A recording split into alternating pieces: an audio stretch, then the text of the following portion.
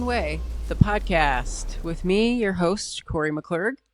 All right, welcome back. I'm Kori McClurg. This is Get Out of Your Own Way, the podcast. And I'm not going to lie, I'm a little off today. I guess I had like some weird dreams or something last night. I just woke up feeling totally weird and kind of in a funk or something. So, I'm figuring it out as we go. But today we are going to talk about just some books that I really like in the health and wellness space. Like books that have just been pretty formative for me in my education. And ones that I think will be helpful for you, particularly if you like digging into this kind of thing. I just thought I would, bring it to you, the books that I find so important in this space. So, first of all, we are going to go through a series of books by Dr. Greger. Dr. Michael Greger is the founder of nutritionfacts.org and has also written these 3 books. How Not to Age is the most recent one. How Not to Die. How Not to Die. And How Not to Diet. Also. Yeah, as you can see, these books are sort of encyclopedic in nature. Just these huge volumes of information about each one, has a bent as far as whether they're focused on just, mortality and disease in How Not to Die, losing weight in How Not to Diet, and then just in how age related in How Not to Age. But they're just so well researched. I think I added this up at one point for my own book, because I was referencing how good these books are. I think I added up there was over 16,000 citations in these 3 books combined. So amazingly well researched, as well as I recommend nutritionfacts.org if you want like smaller bite-sized, chunks of information, particularly if you're looking for something very specific, like, if you have some condition, you can just search on nutritionfacts.org. There's a search bar there. So you can look up a specific condition, you can look up a specific food, you can look up some behavioral things like sleep is this compiled there, research for that is compiled there. But yeah, these books, especially if you really like getting into the research and understanding, the evidence that's out there, by all means, get these books. It's amazing. And if you get the Kindle version or any e-reader version, of course, of these, then you can search within them as well. But or just read them front to back. I mean, I found them incredibly fascinating, and just, well written. All this data is compiled into, totally digestible, understandable, information. It's not like these books were not written for other clinicians. These books were written for me and you, the lay population. So highly recommend digging into any one or all of these 3 books. Yeah, can't say enough about Dr. Greger. He is out there just busting his butt, so we all can understand what the science actually says, what the research actually says about nutrition. All right. Next book. This Naked Mind. So by Annie Grace. So this this book, I'm probably already have talked about this on this podcast. This Annie Grace has been, she's transformative in this space. And here's why. Because she is probably the first person that I've heard at least talk about, and certainly um and certainly one of the I'll say, like, in popular culture, maybe there's some researchers who have talked about this, but I have not come across this research yet. But she's one of the first people to talk um about that you can't address behavior change from behavior, that you can't just expect long-term behavior change to be successful if you're just talking about behavior. You got to back up and talk about how you're feeling in relation to that behavior, or how you're feeling about yourself in general. um so quite a revolutionary perspective and attacked on something that has just been so unsuccessful. I mean, especially in the addiction space, there just aren't any successful models out there at all. The some of the research on like AA shows that for some people, actually, in one study, the majority of people that had not been exposed to AA were that they were better off than the people that had gone to AA. So, at best, the research is mixed. And even in, I'll say, the more favorable data shows that, the success rates are down around 5%. So to look at this problem completely differently, as Annie does in this book, um, can't recommend it enough. And my kind of mission is to take that idea and apply it to all kinds of behavior change, but really specifically around nutrition and disease reversal and weight loss. So I recommend this book. And Annie's got a new book coming out, actually, still focused around alcohol, but again, very still steeped in these psychological ideas. So I recommend it. All right, next book I really like in this space is The Pleasure Trap, by doctors Doug Lisle and Alan Goldhammer. So this book addresses like the physiological drives that we have, like, and why we have them. So, over the course of human evolution, we essentially, all of our drives can be boiled down to three things, which are conserve energy, seek pleasure, and avoid pain, right? So in this book, Doug Lisle and Alan Goldhammer talk about how these evolutionary drives are so not misplaced is a bad word, but so inconsistent with the modern environment, that because we've created this environment with hyperpalatable foods and alcohol, things that ring the bell of dopamine so easily, in a way that we would have never experienced over the course of evolution. And it's only been in the last couple hundred years that we had this kind of environment, that we had such ready access to this kind of stimulants. So their point is, it's very easy to get into this pleasure trap because you're being driven by your own, biology that evolved in a time that is so different from what we're experiencing today. And the pleasure trap is all about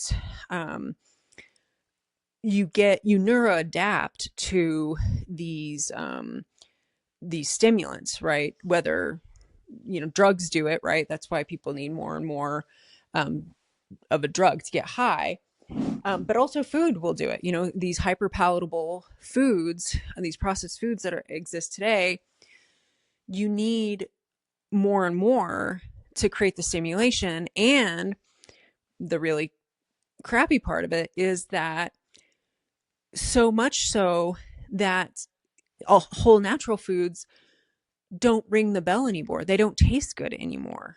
So, you know, like um like if you eat, sometimes you can see this like in a quick instance just with your taste buds, where you eat something really sweet and then you follow it up with something else and it just tastes so bland. Well, this happens ever increasingly as you are eating more and more processed food, more and more junk food, more and more hyper palatable food, so much so that you will literally gag at like a piece of broccoli or something, right? Which is so abnormal, right? We would have never in evolution would we have ever had that kind of response. So, yeah, highly recommend The Pleasure Trap. It gives you so much insight into what's going on in your brain when you are, stuck in the pleasure trap, and when you're essentially addicted to these just crazy, aberrant, stuff that we consume. I'm reluctant even to call it food. It's you can eat it, but I don't recommend it. All right. So The Pleasure Trap, that was the next one. All right. Here's one that is really not about nutrition, but I recommend it because you will get a chuckle out of it, and he makes a great point, and that is The Subtle Art of Not Giving a Fuck by Mark Manson. And again, it's not really anything to do with disease, nutrition, but I think it's so helpful. It gives like such a great perspective on what we get, like wrapped up about, and how to sort of like essentially create boundaries for yourself, and how to, not give a crap um about things that that really are inconsequential, or even if they are consequential, how to sort of move through them. Yeah, it's a great read, just to because you'll get a few chuckles out of it for sure. And I love, he's got this character that he refers to called the Disappointment Panda, which I love. It cracks me up. I feel like I'm Disappointment Panda all the time when I have to tell people the the unfortunate reality of what they're doing. But anyway, yes, Subtle Art. That is it's a very good book. Finally, let's talk about The Hunger Habit by Judson Brewer. He's an MD and a PhD. So Hunger Habit is great because it's a lot of people have talked about mindfulness as it relates to food or any other behavior, and that's essentially what this book is about. But Judd Brewer, he takes a very kind of methodical look at it, and it's a very step-by-step process, instead of, I can't tell you how many times I've, heard these trite little, little podcasts or whatever, YouTube videos where people are just like, oh, just be mindful of, when you're eating and what have you. And we all know that's, if you could just do that, you would. So it really takes like this walks you through kind of, some of how your brain works, but also you like being engaged in the process of your own destructive behavior. He's had patients that, just, are like compulsive eaters, or maybe they're triggered specifically by certain foods and just so compulsively, and he's able to like break that down for them, help them see what is happening, how it feels in their own body, um, and move through kind of a unleashing and um, pulling back, if you will, from that destructive behavior, that just compulsive behavior. So even if you're not, a super compulsive kind of eater, I highly recommend it, because it does clue you into, in a pretty steady way, of what's happening for you in your brain, and how to look at that objectively, and how to start to pull yourself away from it. So it's super, super helpful. My only beef with this book is that he doesn't really draw like a stark line with the kinds of foods that are creating that. I think that we can be mindful all we want about food.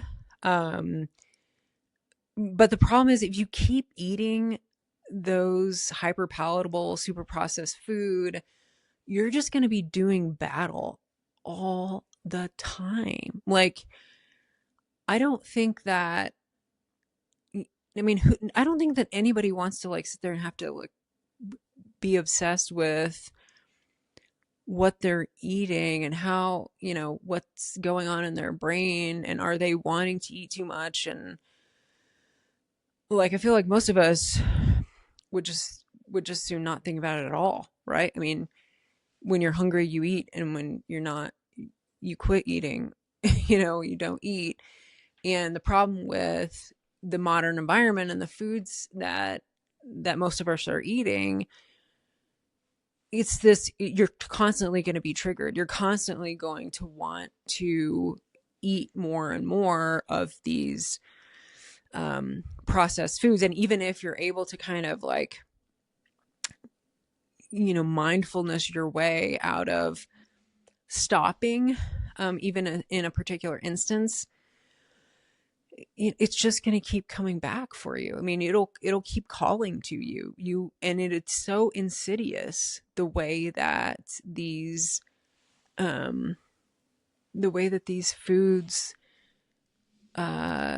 call to you in that way. And if you think about it from an evolutionary perspective, of course that's how your body works, right? We needed to remember where food was, especially food that was really calorically dense.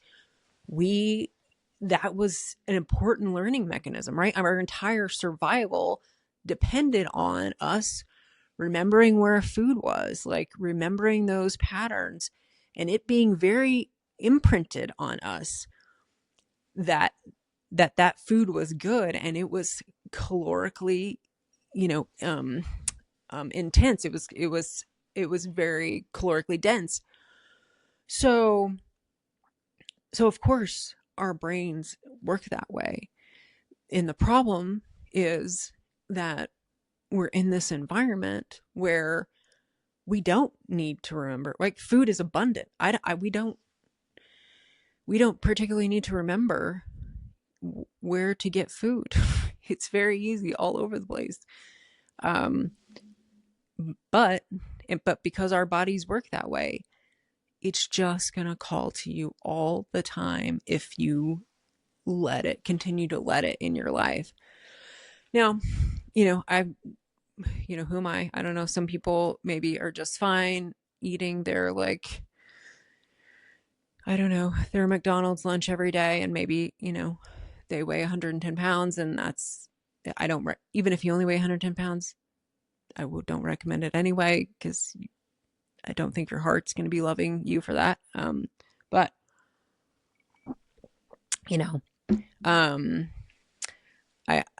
I just think if you're struggling at any point in your life with overeating, eating junk food, having a hard time saying no, particularly if you're suffering the health effects from any of that, then I'm not really sure why you would keep doing it to yourself, like why keep doing that? It's kind of like picking at a scab, it never heals. Whereas if you just stop eating that shit, it then the scab heals and you don't like the cravings don't continue. The only reason you have cravings is because you let that have be a part of your life. So anyway, hunger habit, totally recommend it for just being able to, observe your own habit, having him walk you through, over the course of like 30 days, I think. And really digging into it, I think it's super, super helpful. Yeah, so those are my recommendations. This winter, while the nights are longer, you might as well curl up on the couch with some books and just dig in and make it a season of change. So hope you enjoyed that, and we'll be back soon.